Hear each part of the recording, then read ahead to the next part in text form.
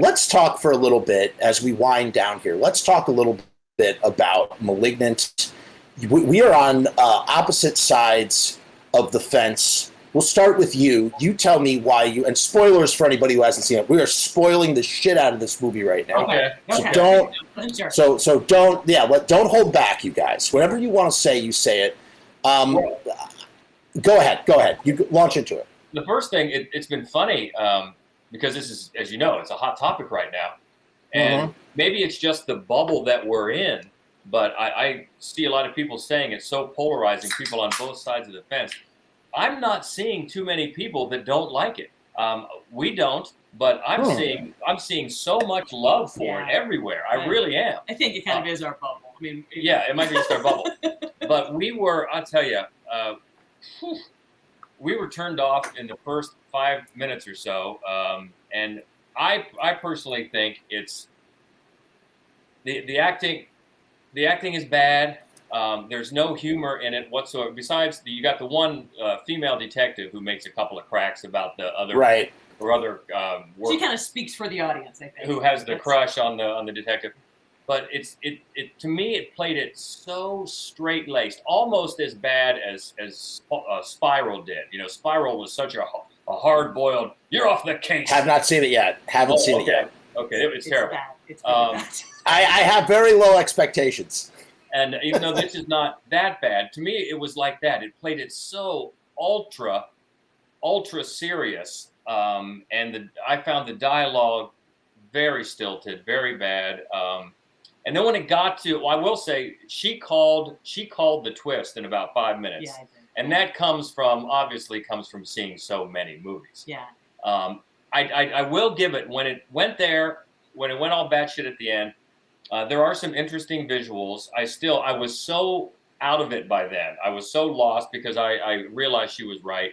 And it had lost me early on, and some of the craziness. I do get it. I do totally get how people. I've been like that about movies, where you just know I'm in. I am in. It's crazy. I'm in. To me, I thought Malignant, if it would have gone a little bit more batshit from the beginning and didn't play it so straight, I might have been there. But I think part of it though too is that neither one of us is a huge fan of Italian horror. That's it's not true. Giallo, That's it's Italian. true. But, and this is very Fulci. Although a lot of people are saying Sam Raimi, and I can see that too, except that Sam Raimi is always comedic. And I don't think this was comedic. It was Fulci to me very much. And James Wan is an incredible talent. I'm not going to suggest that he is not. And the visuals were great. But, and it may have been intentional, the wildly stilted sort of, Lifetime Film Channel story itself. That got us to the Act 3 that was so great. Like from the moment Zoe Bell appears to the end of the movie, you're just like, okay. If I could have just seen this, but there's so much of the sort of melodrama parts sucked the life out of me that I couldn't dig the sort of nutty, Yeah, by the time it went there, I couldn't get back to being on board with the nuttiness. I'm really tempted to watch it again. I am, because I am seeing so much love for it, and I get it. I can see why people would love it. It didn't grab me at all, but I'm willing to give it another shot. So tell us why you liked it. Yes. Okay, so. First of all, you got all of your points are valid. And again, I take what you say with weight because you guys are so well versed in genre film. Like, it's not like you guys watch, a couple of Screams, a couple of Jasons, and a couple of Freddys. Like, you guys watch everything. So, your criticism is fair and valid in that kind of way. At the end of the day, it's like what you said. If you're on board from the beginning, or if you're on board in any kind of way, if you find the right hook, then you're going to excuse everything that might derail you. You're just going to go, oh, it's all right. It's all right. I know. I know what it's trying to be. It's fine. Whatever. I'm cool with that. For me, I had picked up on the buzz train, and everybody's going, I think I had heard, no, first I heard, oh my God, Malignant, gotta check it out. Then someone shared that they had read online somewhere about how, or maybe I read it on Facebook or something about like how it does feel like, you know, you'd imagine that if this film was made in, 2 decades earlier by Stuart Gordon or someone, that it would be a classic. You know, Bob Rose made that comment as well on my Facebook. You know what I mean? Like that it would be championed, but because it's got that 2021 sheen, brand spanking new film. There's CGI involved. The actors are sort of, and it's a weird kind of cast. Like the cop is the man cop, whatever his name is, that guy. He's I feel like he's a little young. You know, he's a little too young for that role. You know, which is okay. Again, fine. It definitely had sort of like a Saw sequel proceduralness to it. I haven't seen Spiral, but a lot of those Saw sequels have that kind of, on the cop side of things, it's like procedural a little bit. So you definitely feel James Wan leaning heavily on it. However, the mystery and the concept, I wasn't, sometimes you watch a film and you're sort of half paying attention. You're just kind of like in it, but you're not really in it. You're sort of just like, you're like, okay, whatever.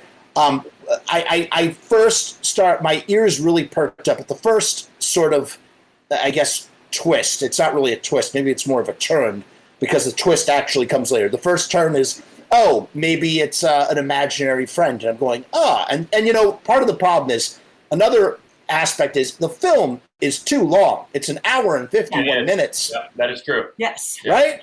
Yep. The film should have been 85 minutes. Yeah. Something like that. That would have helped. It really would have. Yeah.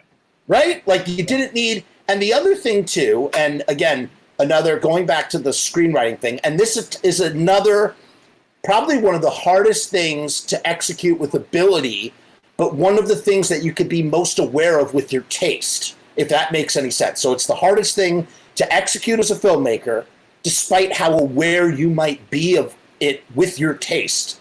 And that is show, don't tell. Yes. Right? That is so fucking hard. I'll tell you, as someone who has it in the front of their mind when they're trying to make something, and then somehow you end up with something that explains all this shit. And you're like, how did I get here? Because, in your writer's mind, you're going, well, I have to explain this to myself in order for it to work. And then too much of that spills onto the page, and you get carried away. Yeah. And the moment where she says, I can't move, you're like, that was, she's talking to her. Why would she tell herself she's talking to us just for our benefit. Yeah, she would not have right. And those things started to add up for me because I wasn't in it. I wasn't in the headspace that I needed to be in. And it reminded me very much of a few months ago. There was a movie that everybody hated that I loved called, and I think you liked it too, called The Woman in the Window, because I knew I was on board with what they were trying to do from the opening where they directly homaged Hitchcock, and I was on board, and everybody hated it. I loved it. Because it seemed like the film wasn't about the story. We understood the story. We knew what the story was going in. The film was about film. It was about movies. It was about loving these B movies. And that's the thing. It's like, if you weren't in the first 10 minutes, you were going to hate that movie so much. And that's what I think this is like too. That's a good comparison. But that's such a good point, though, that you bring up about show, don't tell, because we bring that up about movies all the time. Film is a visual medium. It's a visual medium. You show over telling. And those things, the more it went on about the woman talking to herself, oh, I can't move, those just started to add up, and it just helped to keep us out of the... Weighs you down. Yeah. It kept us out of where we had to be to really enjoy that balls to the walls finale. I mean, that's, and again, within that hour and 51 minutes, and again, the idea, the very simple mantra of show, don't tell is a great way to sort of reset if you're a creative. It's a great way, if you're a visual storyteller, if you're trying to make a movie, it's a great way to reset yourself when you get bogged down. Show, don't tell. It just sort of reaffirms, the idea of trying to align with the things that you love most about your taste, if your taste is into that. This film is an hour and 51 minutes long, as I said, and there is a cut of this movie within that hour and 51 minutes where it's all show and no tell. Mm-hmm. Like, imagine how even with the bad dialogue, and if there's bad dialogue, I didn't care. It didn't bother me. You know, I was talking again with Bob, and I was talking again with this guy, Kelly, on my Facebook wall. It's camp, dude. It's pure camp. This film might have legs as a campy sort of, you know, film. Not like The Room per se, but people might come back to this thing for its camp value, especially in that third act between the CGI, the ridiculousness, you know, the killer, which for those who are, the killer is a malignant tumor / twin, which is such a cool idea. That's a combination of like 5 different things. It's Basket Case. It's all this shit, you know, it's Fight Club. It's all these things rolled up into one and rooted in a, you know, that myth of that Lord Edward somebody who had the twin on the back of his head who used to whisper evil thoughts in his head. Yeah. It's like, it comes from Victorian mythology. So it's all based on, and then wrapped up in giallo, you know, with the trench coat and the black gloves and the knife trophy, you know, sorry, go ahead. It also reminded me in some of the mystery detective work of The Ring. Yes, it was also set in the Pacific Northwest, and they started to do all that, all the tracking down of history and trying to put pieces together. To me, it felt a little bit like The Ring in there too. But I know a lot of people, and Hope's right, we are not big, huge Italian horror fans, but it didn't remind me as much of Italian horror as she did. Yeah. So, but I see it now. But I think you're right. I think you might be onto something about a future cult classic. I think it already has. I think it's on the road to that for sure. It might just be flavor. It might just be that's the thing that we love about horror films, right? Part of the allure of watching genre stuff is it's always about what is the next thing that you can tell your friends about, the new currency to chat about. The currency is I'm up to snuff like the rest of you. Like, I've kept up on my stuff and we can talk about the thing. The water cooler sort of talk. It's very it's like one of the best parts about being in the horror community. It's not just watching the films. We watch the films alone, not actually alone. Maybe you watch with a few people. We watch the films alone, but then we come together to talk about our experience and whether we liked it or did not like it. And so it could be just sort of the buzz of the month, or it might have it indeed might have some legs. It's campy enough to have some legs. But what I keep dwelling on is this idea of like, cut out all the dialogue, cut out all the stuff about the tapes. We don't need to see any of that shit. Just murders are happening. There's this weird, creepy killer, and then just reveal to you can even give us that's what it's called. It's a red herring.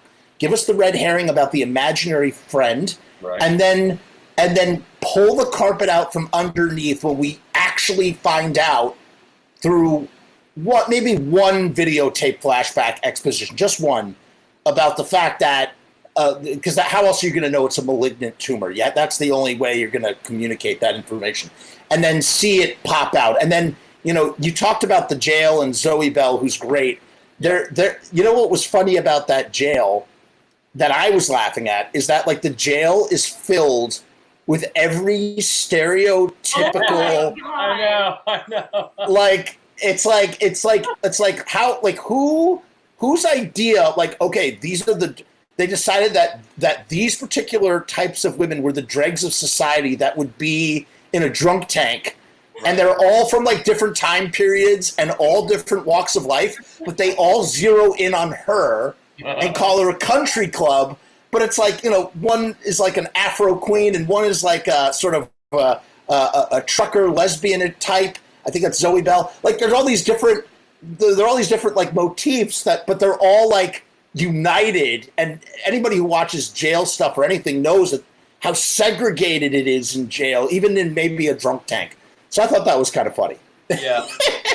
And you're right about getting together in the community and talking about it. And I'm just always glad when, like we're doing now, we can do that without demonizing the other side. Yeah. Like one thing we never ever do in our reviews is say if you like this movie, you're an idiot. Yeah. No.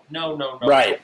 No, not at all. People come at movies with different takes for one reason or another. And if people that love this movie, God bless you. It didn't work for us. Maybe we'll check it out again. But we love to talk about it. But as always, it's in that constructive type of conversation instead of demonizing people that disagree. So we're going to wrap it up in just a few minutes. I want to touch on one last aspect about this movie. The idea, we talked about it being campy because of the dialogue. We talked about it being campy because of exposition or whatever. Another angle, one of the greatest angles for this film, and it rides a very fine line that some other films ride as well. First of all, you guys mentioned this too. You said there was no comedy, and that's the thing that I kept hearing over and over in my social feeds from people that were not down with it. There's no comedy, and I kept thinking in my head. I said, here's my response. One, I think there is comedy if you know where to look for it. And that's not to say that you don't know where to look for it. I'm just saying that, maybe you're looking for one type of comedy when there is comedy to be found, but you're just not thinking about it in the right kind of way. And two, that this film does what Return of the Living Dead does and what Reanimator does. It rides this very, very fine line between really serious and disturbing and hilarious because of how dry it is. The humor here is unintentional, but it comes from the physicality of the fact that there's this killer that walks around backwards and breaks people's limbs, and that there's CGI, and they're also a ninja and they're a tumor. But then the movie itself takes it so seriously, which is what Return of the Living Dead and Reanimator do so well. When you look at those films, you call them comedies, but when you watch them, the films don't know that they're comedies. They don't treat themselves like comedies. And I'm not even talking about camp. I'm talking about this other thing where it's like the line is so, it's like what's happening is so ridiculous that it makes you laugh, even though it's super duper treated seriously in the thing, And so I don't know. I think that is where there is humor to be found if you go in with that kind of mindset. But that was a comment I kept seeing over and over about it's not funny enough. Where's the humor? We want more humor. And I'm where? So what? I don't know. I just didn't there's so many films that I watch that don't have humor. Maybe it's because you guys are looking at it and you're going, well, the dialogue is cheesy. The plot points are ridiculous. If there was a little comedy, it would make it more palatable. Am I kind of...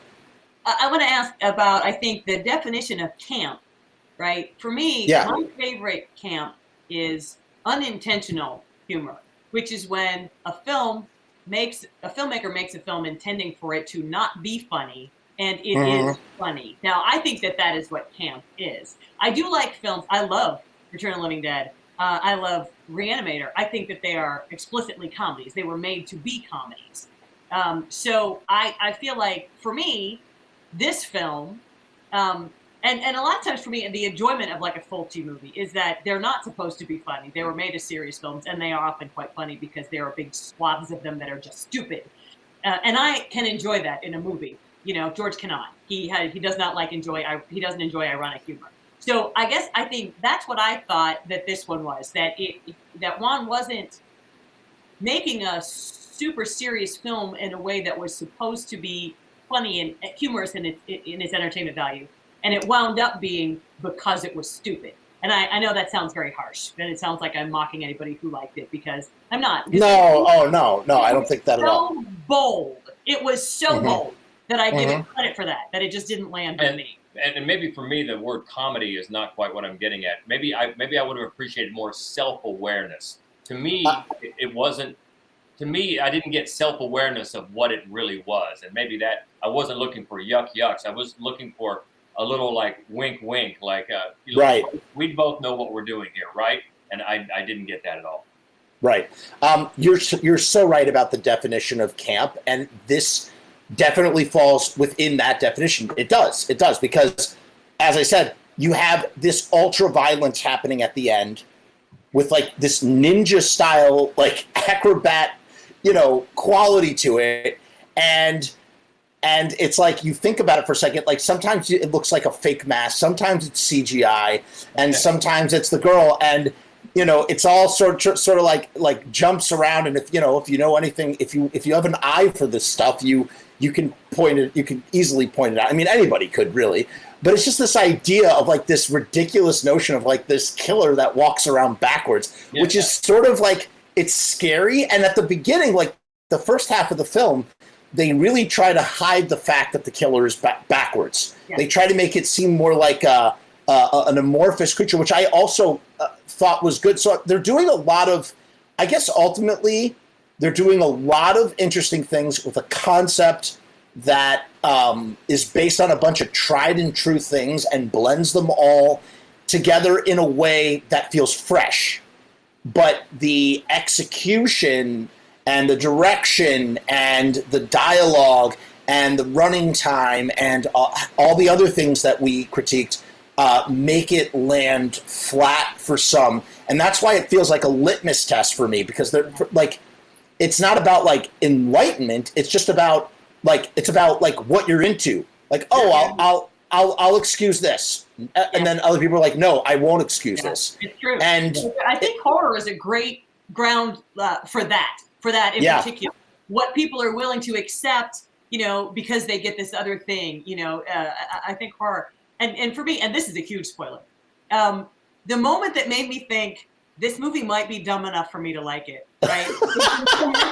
Where it's like, we're just gonna push it into the brain, and then sew the skull back on. And I'm like, I don't think that much pressure in the brain. I don't think that's a good plan. That was absolutely. And someone else commented on my little thread and was like, when you mess with biology, it makes it hard for me to suspend my disbelief. It's funny, again, like I watched that and I didn't even blink an eye, but hearing you like talk about the mechanics of it, like they're like, yeah, we can't cut around this. Let's just push it in and close the skull. Going, no, oh my God, it was hilarious. It was my favorite movie. that really is hilarious, and just like the face of the thing was ridiculous looking. Although I will say, genuine moment of terror when they pop in the tape and you do see like this, and again, when you think about it, and here's the thing, all right, slightly serious topic within this topic, and we're at the hour, so we're gonna wrap it up. But the notion of like what, how like films have themes, films have themes, or like what is the theme in here? And the theme is actually kind of not sad or serious per se, but like it's this idea of living with cancer, which is kind of there on some level. With all the camp, with all this idea, it's like, what is the message behind what's happening? There's one message of, family is thicker than blood, with the two sisters at the end talking about that, or this notion. Determining the fate of her own body. Yes. Oh, yeah, totally. That too. And also this idea of, of the horrors of living with malignant cancer. The idea that the cancer is literally personified as a killer monster that takes control of someone's body against the will. You could see how in another filmmaker's hands, and again, we all love James Wan. We said that. I love James Wan. You guys love James Wan. Just saying, in another filmmaker's hands, that message and that material, and maybe more show and less tell with the whole mystery and the twists and all that, you have a killer, scary, crazy, psychological horror thriller with body horror mixed in. Like, I mean, it's there, man. It's there. So and just to show where little things that people let go. Like I was fine with the shoving the brain back in. What I wasn't fine with things like when she's crying in the room there and the TV's on and they're having this breaking news and the other woman comes in and says, why are you sad? Did you know her? The bulletin is not even over yet. You haven't even heard what the bulletin was or who died. What are you talking about? That stuff just puts me over the edge. The brain stuff, fine. Come on. But see, isn't that fascinating? It is. It is. That's what's so interesting, and it really is so subjective. Yeah. Where where you just sort of, where you overlook that, but you'll dwell on something like that. Again, brought up super quick, the notion, someone was like, what didn't work for me in Batman Forever? When they say, what are we going to do with this kid who he's going to have to go to the boys' home? And it's Chris McDonald. It's 23-year-old Chris McDonald riding a motorcycle. He's got to go to a boys' home because he's a ward of the state, but he can ride a motorcycle. It's kind of funny, it's just like funny stuff like that. But I got to tell you, this is so much fun. I'm so glad that you guys came on. And, really, we should do some sort of crossover Mad Wolf thing. Let's find a good topic or a good thing, maybe the next divisive horror thing or something. And we'll have you on the show. And this is what we're going to do. We'll try and split it up where half of it is on mine and half of it is on yours, and they can cross over from one to the other, that kind of thing, and have a conversation that way. I like it, yeah. Because cool. The people always ask, how often do we disagree on movies? Not very often. So it's fun to get this engagement where we're coming at a movie from two different angles, yeah. You need that. You need the third wheel to come in and stir up the punch bowl. Disruptor. Is there anything else about the campaign that we didn't touch on that you want to make sure gets said on the air, or are we pretty good here? Well, you've been nice enough to have the link down there to the Indiegogo, which is awesome. You've been so great. Yeah. Thank you so much for all of this, Jeff. Yeah. I really my pleasure, truly my pleasure. And I don't know when I will be out at Nightmares. I keep saying every year I'm going to make it out there, and every year I don't. But I will be out there again. I will, and we will have a ripping roaring time. Yeah. Listen, we'll definitely keep in touch. But again, I just want to say, and guys, make sure, I'll put links in the description under the YouTube video. Check out the Fright Club podcast. Again, these guys do the really engaging, interesting top 10 videos. And unlike me, top 5, unlike me, who can never shut the fuck up and stop talking, they understand the notion of brevity. No, what is it? Brevity is the soul of wit. Brevity is the soul of wit, right? Yeah. They're in and out. It's like such a digestible. It's under an hour. It's so fast. You can just do a bunch of video. You have the courage to go live without a net. See, I edit ours, right. I have a secret weapon of the edit room. That's right. I might be more willing to edit if I had the time or bandwidth. And it's what's funny? I became more prolific when I just started going live, because it's such a different animal, because you have to think about what you say. You have to think carefully about what you say. And, depending on the topic, sometimes you get a really good chat going with people and everybody's talking in the chat and it's really fun. And, other times you're just chatting because you feel like talking about a thing and see if it gets picked up by the YouTube algorithm. And it's a lot of fun. It really is. I love doing it. Fun, yeah. Really enjoyed it. Thank you so much. Thank you.